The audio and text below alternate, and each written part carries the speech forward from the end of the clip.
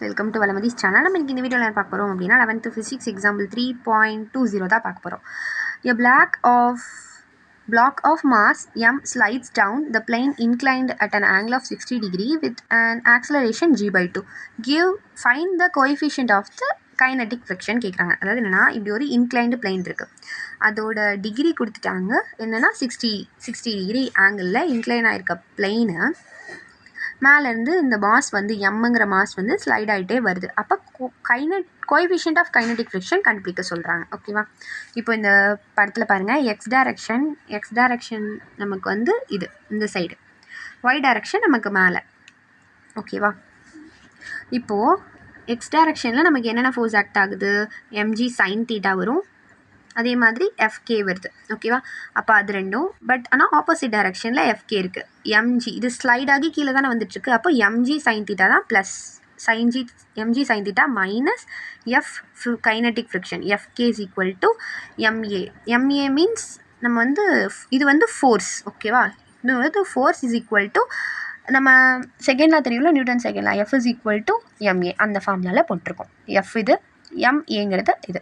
இப்போது பட் ஏங்கிறது என்ன கொடுத்துருக்காங்க? g/2 கொடுத்தாச்சு. அண்ட் தீட்டா வந்து 60 டிகிரி கொடுத்துட்டாங்க. இப்போ இதை நம்ம வந்து அப்ளை பண்ண போகிறோம். அப்போது mg sin 60 degree is minus FK is equal to mg/2. ஓகேவா? sin 60 டிகிரியோட வேல்யூ நமக்கு என்ன தெரியும்? √3/2 mg FK is equal to mg/2. இந்த mgயை நம்ம இந்த சைட் கொண்டு வந்தலாம், எஃப்கேவை நம்ம இப்படி கொண்டு போயிடலாம். அப்போது √3/2 mg minus 1/2 mg is equal to fk. இப்போ mg காமனாக வெளியே எடுத்துடலாம். √3/2 minus 1/2 mg is equal to fk. அப்போது ரெண்டுமே -2 காமனாக தானே இருக்குது. சாரி, 2 ரெண்டுக்குமே வந்து பேஸில் காமனாக இருக்குது. அப்போ √3 minus 1/2 mg அப்படின்னு எழுதுனா போதும். இது வந்து கைனடிக் ஃப்ரிக்ஷன். நெக்ஸ்ட்டு வந்து என்ன அப்படின்னா ஒய் டைரக்ஷனில் நமக்கு என்ன இருக்குது? நார்மல் ஃபோர்ஸும் எம்ஜி காஸ் தீட்டாவும் இருக்குது.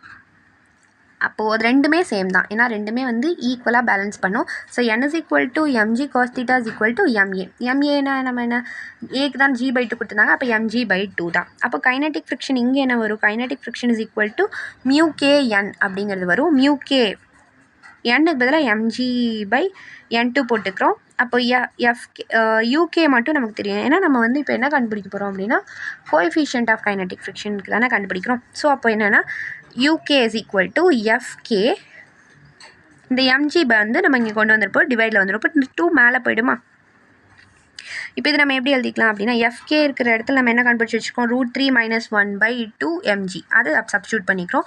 Divided by half mg. இப்போ mg கேன்சல் ஆகிடும். இந்த 2 கேன்சல் ஆகிடும். இப்போ √3/-1 இதுதான் வந்து கோஎஃபிஷியன்ட் ஆஃப் கைனடிக் ஃப்ரிக்ஷன். அவ்வளோதான் ஃப்ரெண்ட்ஸ், பை.